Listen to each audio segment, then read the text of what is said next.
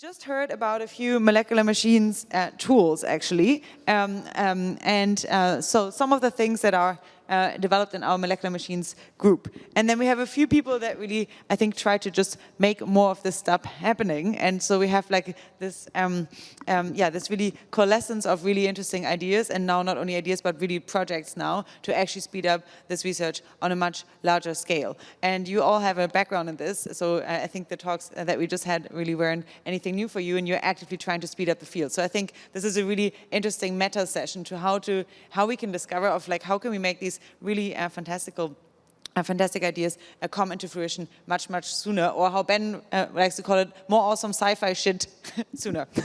Okay, so Ben, maybe you want to start with your tree. All right, last session. Everybody, put away your phones, put away your computers. We'll go through this quickly. It will be interesting, and we can make more awesome sci-fi shit. All right, I will try to go through this very quickly.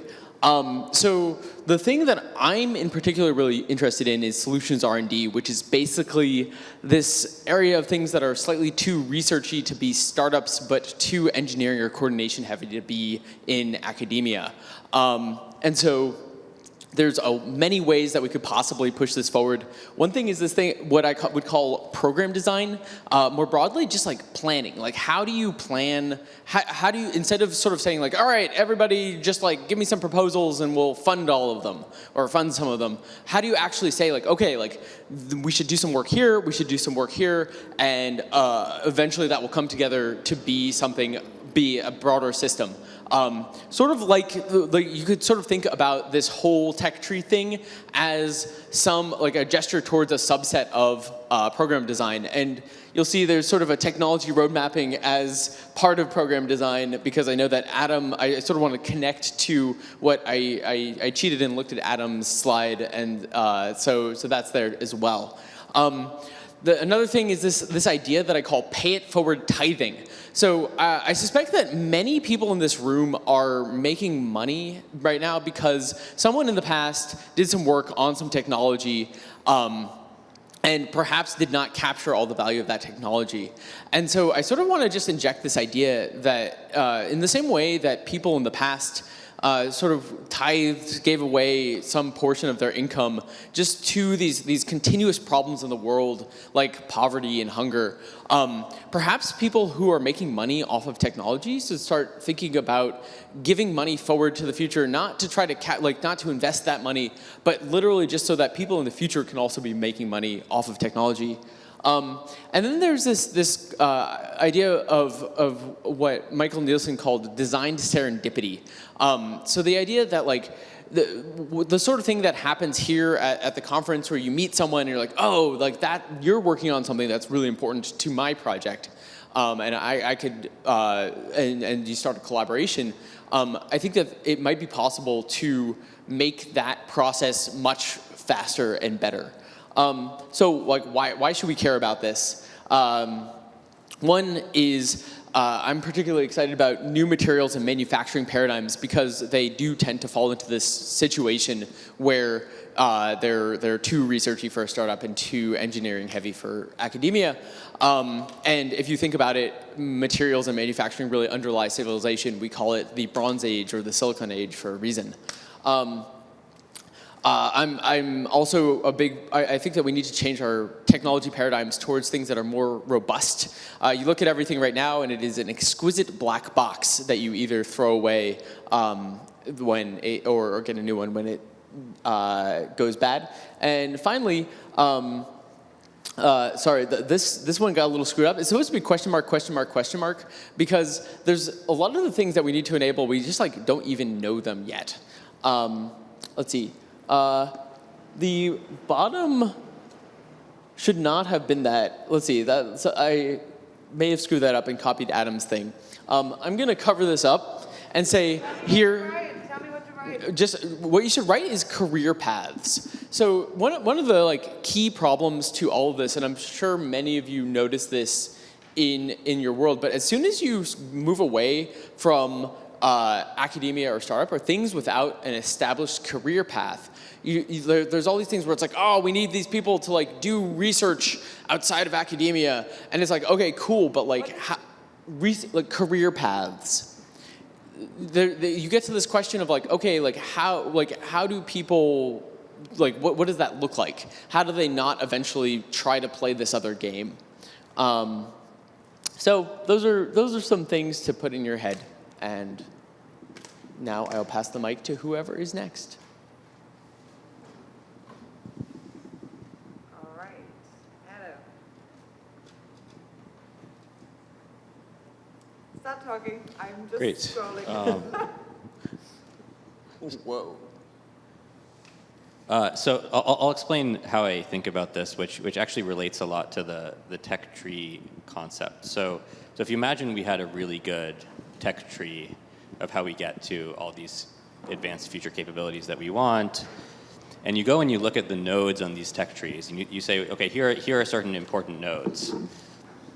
I think there's a very high probability that some fraction of those nodes, if you actually want to operationalize those things as projects, they will not map onto any of our existing institutional or funding mechanisms for funding and for organizing projects.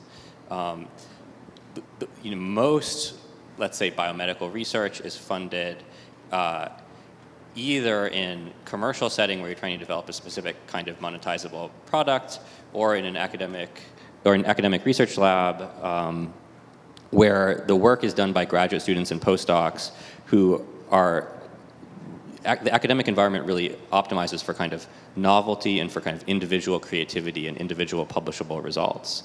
And there are certain classes of problems, and Ben alluded to some of that with this idea of solutions R&D, where he said, too researchy for startups and too, forget exactly what you said, too much team science or sort of systems engineering or management that you need for the academic setting that's more individual based.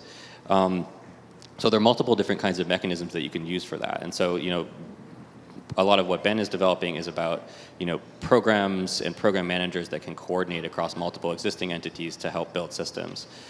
In some cases, we think that there's, even if you did that, you're still going to run into something where you need even tighter knit coordination, something very similar to what the internals of a startup look like, where you basically have a CEO, you might have a chief operations officer, professional project managers, a very tight knit team, all working on the same goal in a kind of totally unified way.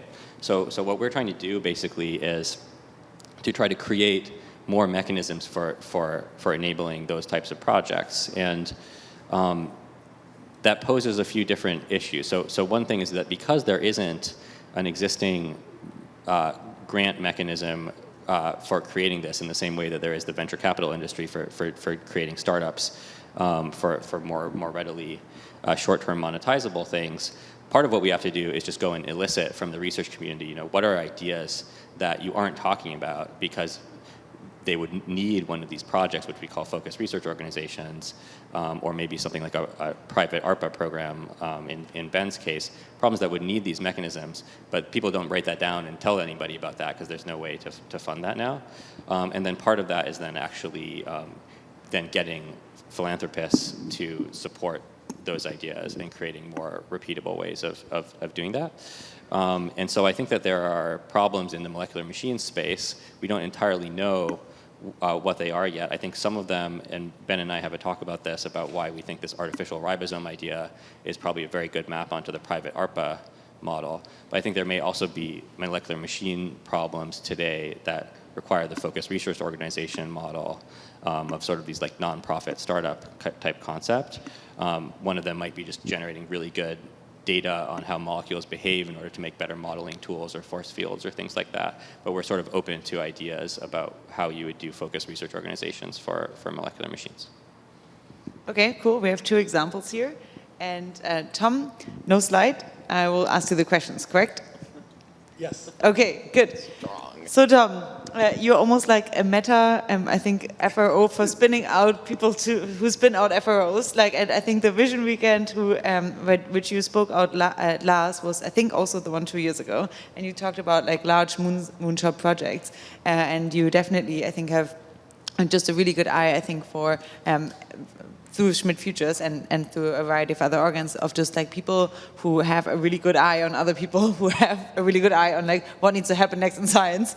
How did you develop this skill, and like what do you think is still left uncovered? Yeah, so one of the things that I'm interested in is, as Adam and Ben said, we have a set of existing institutions that are good at some things and not at others.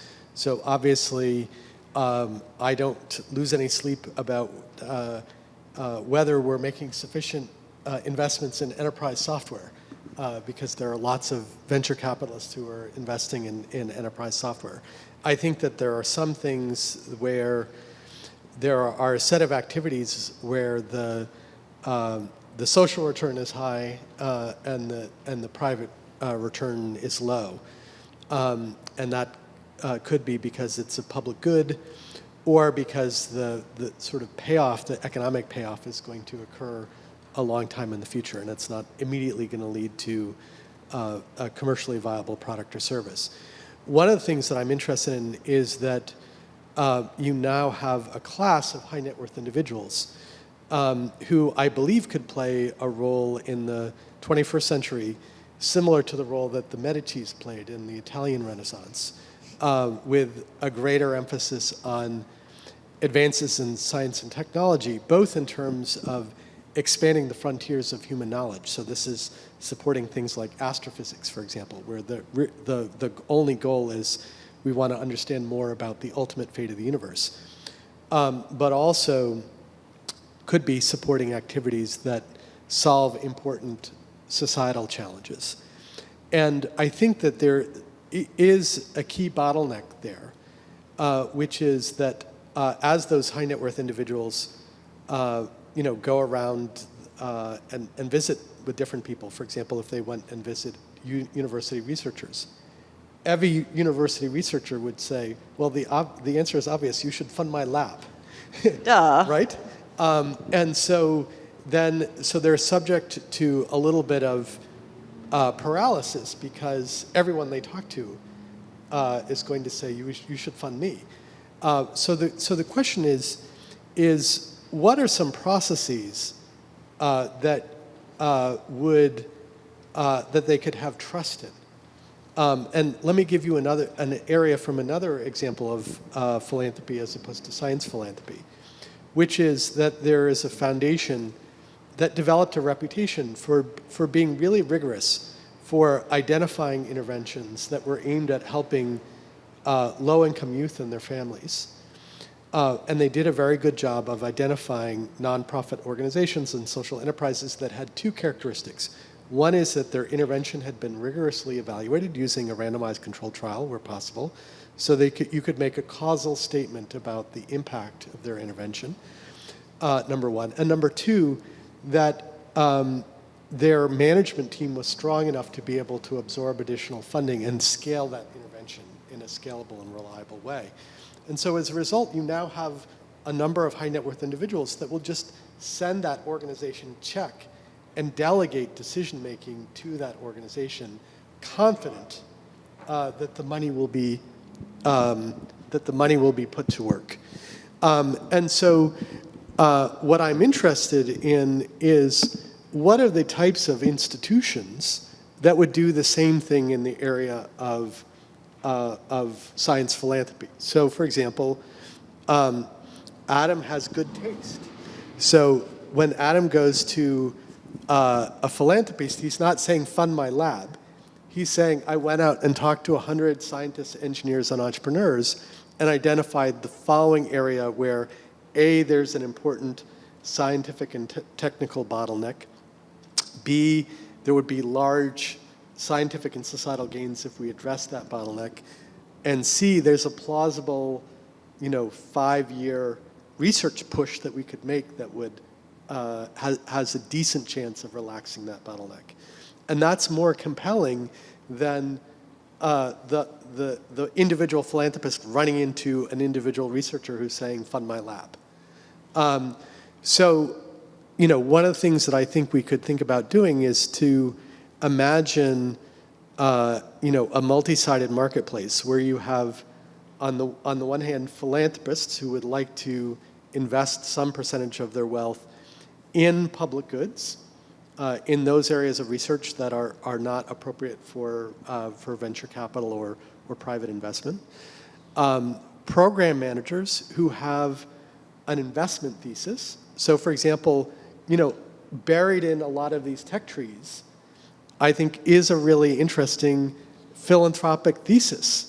So someone said, hey, could someone do the research to discover all the ligands that we would need so that we could deliver, nucleic acid therapies to every organ in the body, right? So if we knew that didn't make sense to do as a company, but would absolutely make sense to do as a philanthropic project, then I think you could, number one, explain that to philanthropists, and then, recruit the Martin Jensen equivalent, or the Adam and Sam equivalent, who could do a good job of being a steward for an investment, for a fund to go solve that problem. So I think that could be a scalable mechanism. To give you a sense for how big this problem is, for the 2,000 families that have $500 million or more in wealth, what do you think their level of philanthropy is right now, if you had to guess? What's your Bayesian prior? I don't know. It's 1.2%. Okay, well. So if you make the very conservative assumption that they're doing as well as the S&P 500, what you see is their wealth is increasing at a much larger rate than their philanthropy. So their wealth is increasing at a much faster rate than they can give the money away. Now, it's also good for them to make commercial investments, right? So you see a lot of them, making investments in fusion, and I think that's great too. And I think that this could, that sort of investment in startups is something that is great as well. But I do think that there are a class of problems that it's difficult to say, oh, a startup should, try to solve that problem. And I don't think that we're going to solve that problem by having individual scientists and engineers say, you should fund my lab, because unless they're going to go invest in a large professional staff, they're not going to be able to figure out what to do. And so what I think that we need is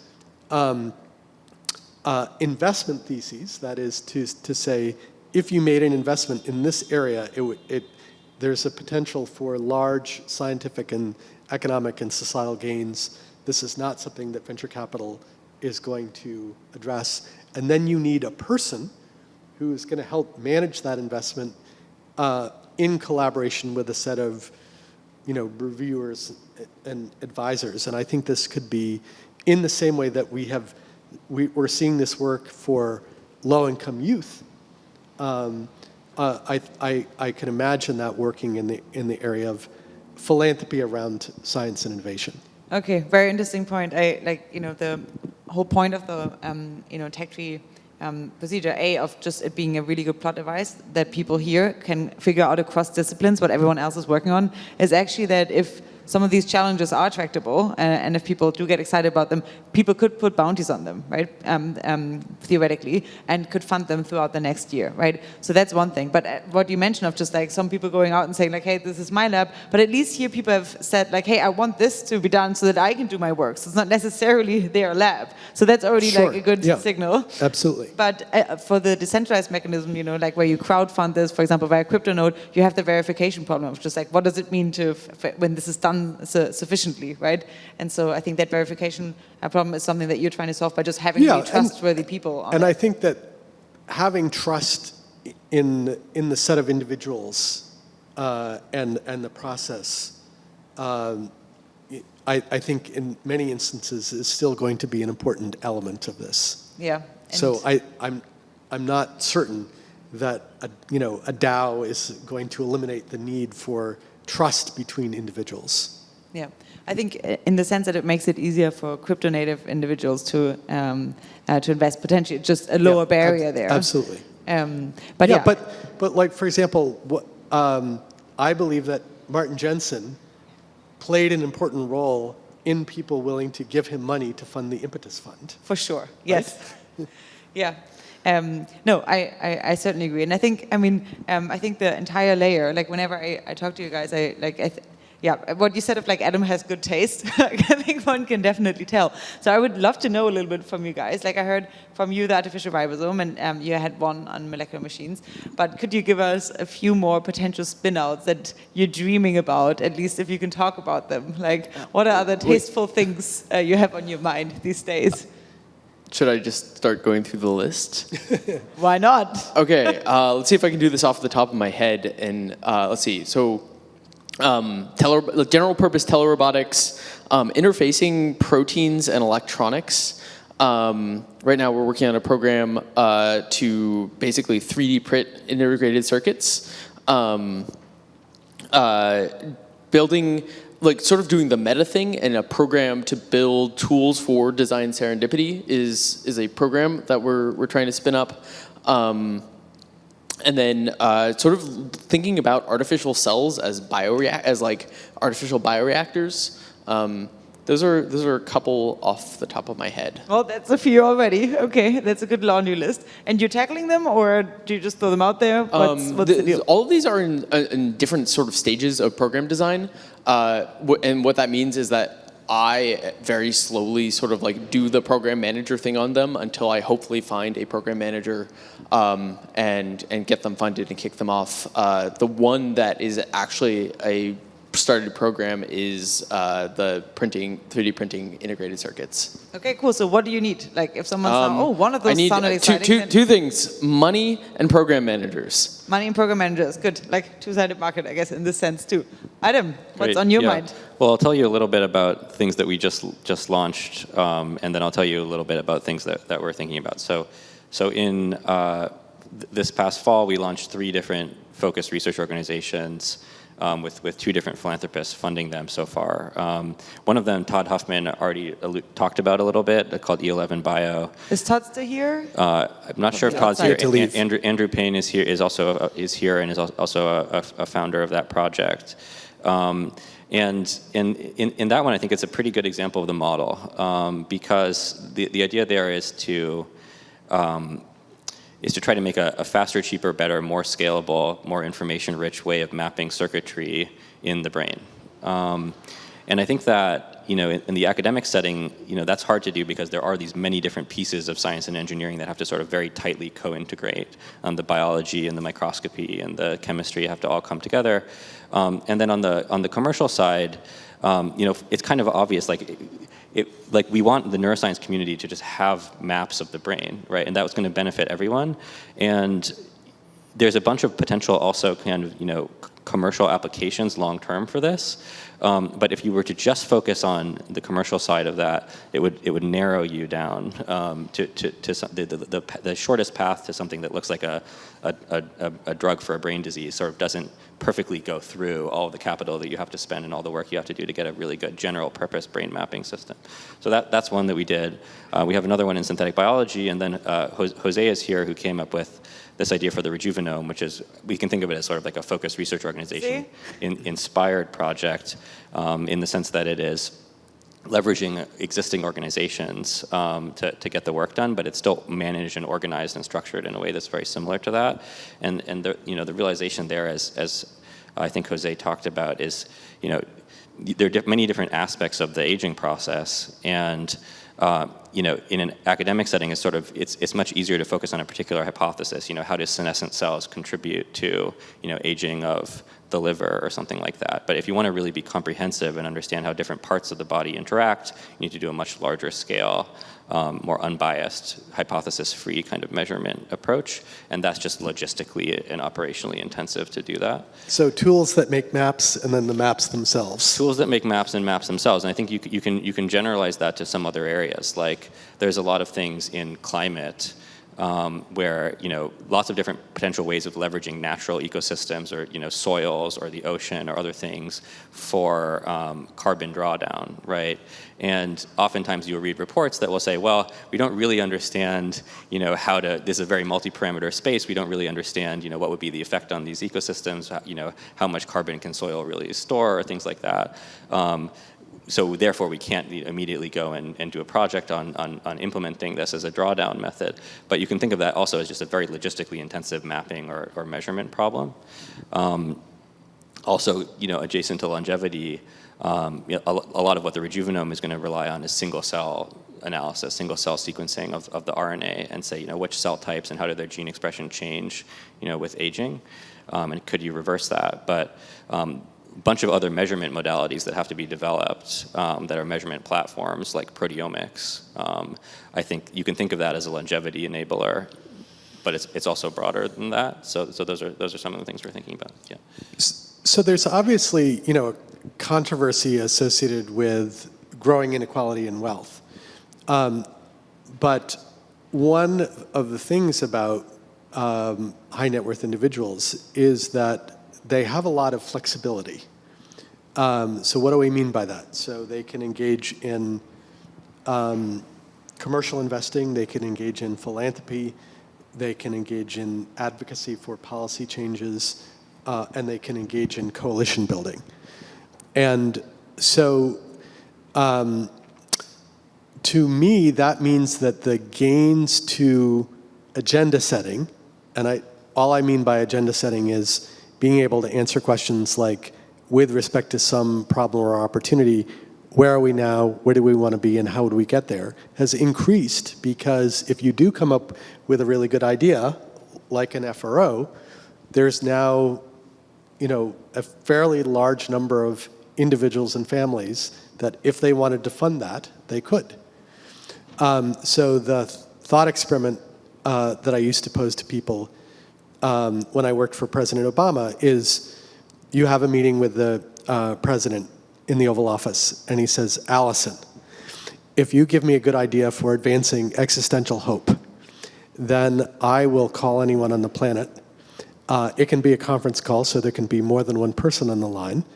If it's someone inside the government, I can direct them to do something because I'm their boss. If it's someone outside the government, I can challenge them to do something. So all you have to do is to tell me who I should call and what I should ask them to do. So I do think there's an opportunity for people who are engaged in agenda setting to say, what is the coalition of in order to make progress in one of these areas, what is the coalition of the willing and able that we would need to build? And there are people who are in a position to help make that happen. That was the magic telephone, or did you call it this? The magic laptop, in the sense magic that laptop. Any press release that you write will come true. Yeah, it's a nice thought experiment. All right, so you already mentioned what would help you. What would help you guys? Any requests, any challenges that you already have increasing the pool of funders and founders for FROs. Can you make it a little bit more concrete?